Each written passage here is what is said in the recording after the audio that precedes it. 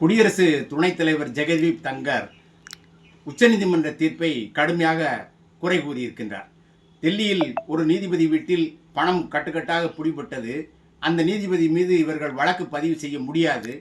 அவர்கள் உச்சநீதிமன்றம் 3 நீதிபதிகள் கொண்ட குழுவை அமைத்திருக்கிறது. அவர்கள் ஆய்வு செய்து சொன்ன பிறகுதான் இந்த நீதிபதி மீது வழக்கு பதிவு செய்ய முடியும் என்கிறார்கள். இதே ஒரு எளியவர்கள் வீட்டில் வேறு யாராவது வீட்டில் இந்த பணம் பிடிபட்டிருந்தால் இப்படி நடவடிக்கை எடுக்காமல் இருப்பார்களா என்று அவர் உச்சநீதிமன்றத்தை பார்த்து கேள்வி கேட்கிறார். குடியரசு துணைத் தலைவர் யாருமே இதை பற்றி அரசியல் பேசக்கூடாது.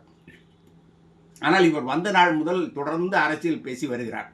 மேற்கு வங்க மாநிலத்தின் ஆளுநராக இருந்த பொழுது நாள்தோறும் காலையில் ரைட்டர்ஸ் பில்டிங் என்பது அந்த மாநிலத்தினுடைய தலைமை செயலகம், அங்கே போய் முதலமைச்சர் மம்தா அறைக்கு நேராக முன்பாக பிளாட்பாரத்தில் நடைமேடையில் ரோட்டில் நின்று கொண்டு டெய்லி நாள்தோறும் ஊடகர்களை அழைத்து வைத்து அரசை குறை கூறி பேசுவார்.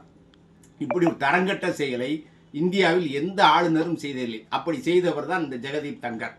இவர் RSS பயிற்சியாளர். எனவேதான் இவரை கொண்டு வந்து குடியரசு துணைத் தலைவர் ஆக்கியிருக்கின்றார்கள். எதிர்கட்சி உறுப்பினர்களை பேச விடுவது கிடையாது. அதே போல ஓம் பிர்லா எதிர்கட்சி உறுப்பினர் பக்கம் முகத்தை திருப்புவதே கிடையாது. மக்களவை அவைத் தலைவர் இதுவரைக்கும் 6-7 ஆண்டுகளாக துணை அவைத் தலைவரை தேர்ந்தெடுக்கவும் இல்லை. இது இந்தியில் அந்த ஆள் ஒரு வார்த்தை கூட ஆங்கிலத்தில் பேசியதும் கிடையாது.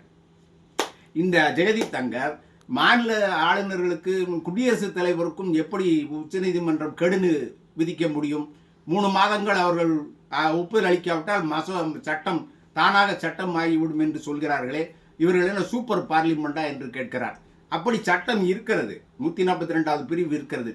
இந்த 142 இந்த பிரிவை அணுகுண்டு போல நாடாளுமன்றத்தின் மீது ஏவி விட்டார்கள் என்று ஜெகதீப் தங்கர் கூறியிருக்கிறார்.